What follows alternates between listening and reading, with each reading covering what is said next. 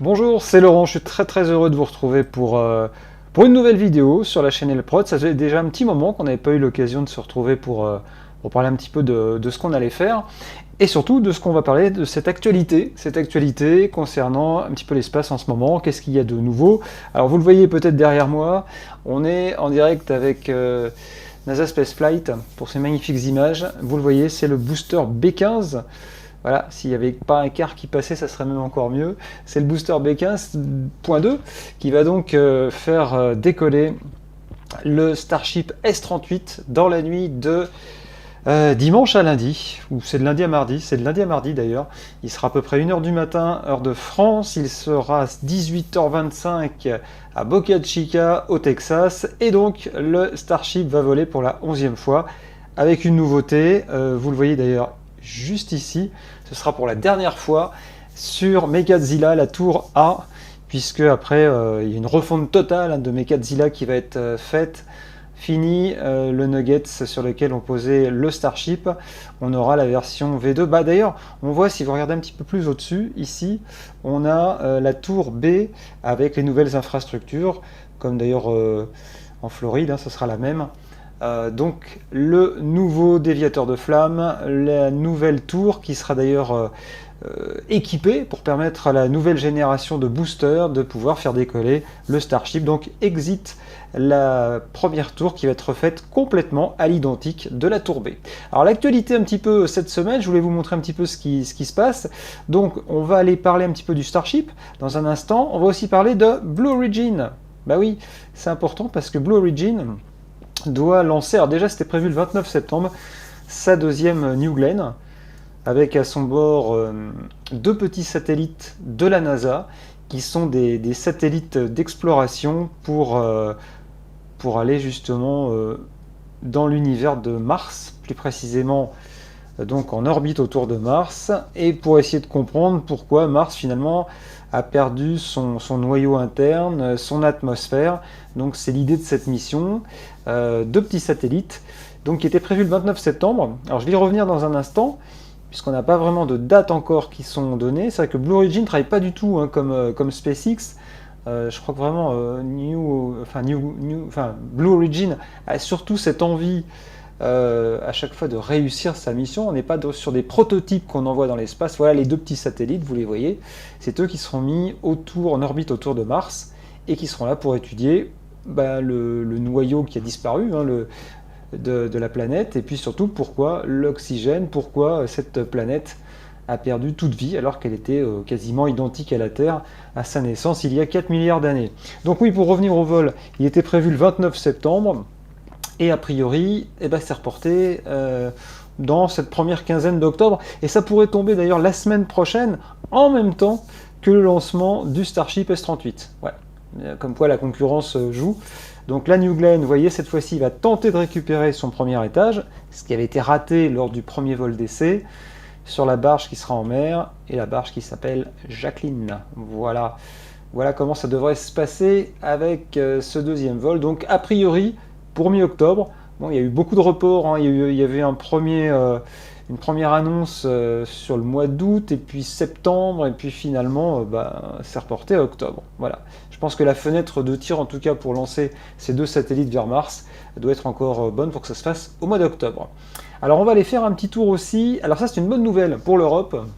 Une bonne nouvelle pour l'Europe, puisque l'ESA a commandé un premier étage de fusée réutilisable. Voilà, le fameux premier étage, il fera 30 mètres de haut.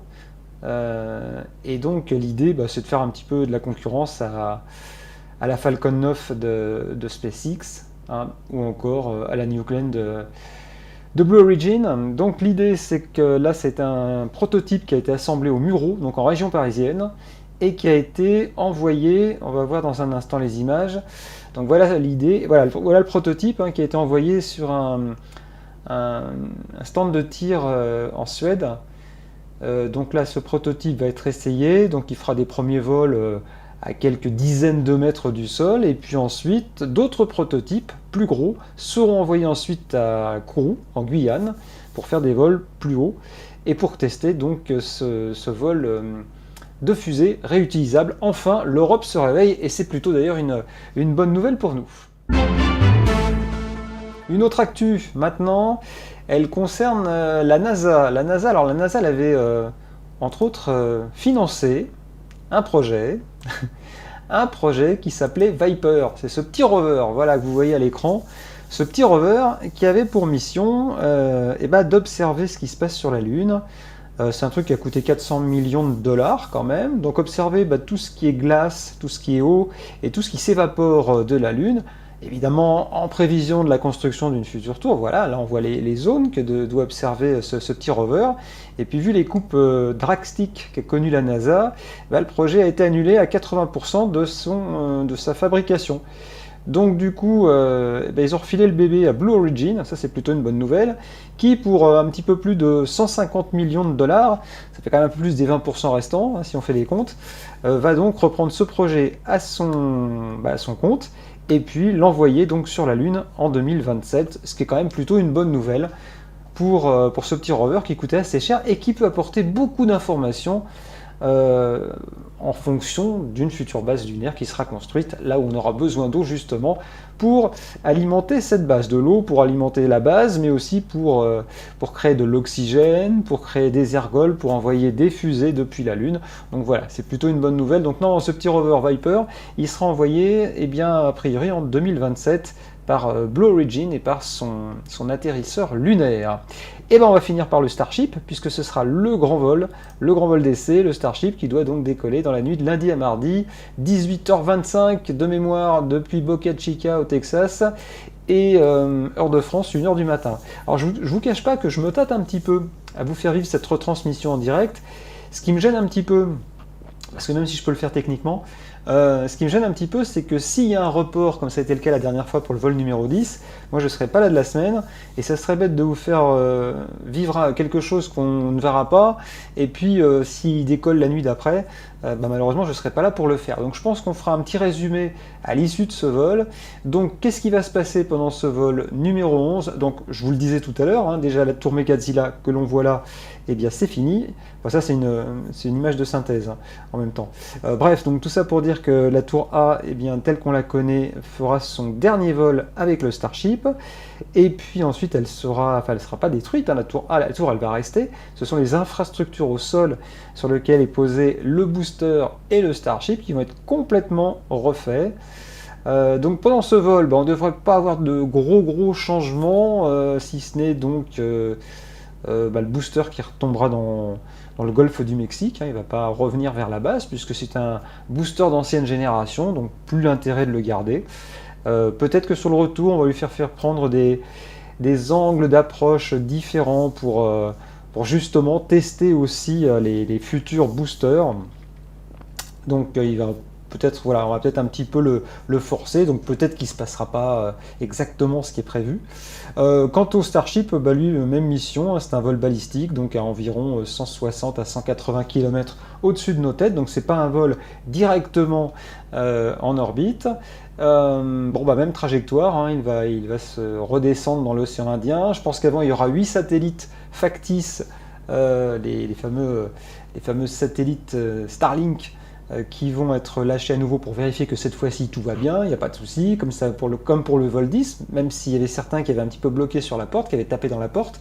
Là on va voir justement si le système maintenant, le système PES, d'extraction des Starlink fonctionne plutôt bien. Ensuite il y aura un moteur qui sera réallumé à nouveau dans l'espace pour tester justement le Starship, pour pouvoir le ramener d'une orbite autre vers la Terre, le faire naviguer en quelque sorte dans l'espace, ou partir ensuite, quand ça sera le cas et que ça fonctionnera, vers la Lune ou vers une autre destination. Donc on va rallumer un moteur dans l'espace, et puis il y aura la descente ensuite vers l'océan Indien, avec là aussi des choses qui vont être testées par des algorithmes différentes et qui devront permettre on va peut-être revoir les images, si c'est possible, du Starship. Voilà, c'est pas vraiment ces images-là, mais quand il redescend, comme dans le vol 10, dans l'océan Indien, là on va le stabiliser pour lui faire, pour que ça donne à peu près ça lorsqu'on pourra le rattraper entre les bras de la tour, donc vraiment à quelques mètres près. Voilà, on va le diriger voilà, quand il va descendre vers l'océan Indien, à distance, pour qu'il soit au plus près de ce qui se passerait s'il arrivait dans les bras de la tour. Voilà, j'espère que ça a été assez clair dans mes explications, mais en gros ça va être ça. Donc il n'y a pas de révolution dans ce vol, à moins, alors je dis bien à moins, que Starship décide de faire un vol orbital. J'en avais entendu parler, mais rien n'est sûr. En tout cas, dans la nuit de lundi à mardi, notez bien, décollage du vol 11 si tout va bien, Inch'Allah. C'est ce qu'on peut souhaiter à l'équipe de SpaceX pour ce 11e vol et qu'on n'ait pas à faire à nouveau un feu d'artifice comme on avait connu avec les vols 7, 8 et 9. Donc bonne chance au Starship pour cette nouvelle mission. Bah écoutez, derrière on voit un petit peu, on est à combien là? À peu près à 54 heures du lancement du Starship. Il fait un super beau temps sur Boca Chica, pourvu que ça dure, hein, pourvu qu'il fasse ce temps-là dans la nuit de lundi à mardi. On se tient au courant, bien évidemment. Si vous avez aimé cette vidéo, n'hésitez pas à mettre des pouces pour la liker. Ça fait toujours plaisir et c'est bien aussi pour les algorithmes, hein, je le rappelle. C'est important de le savoir pour que YouTube, en fait, nous montre un petit peu plus en vitrine, en quelque sorte.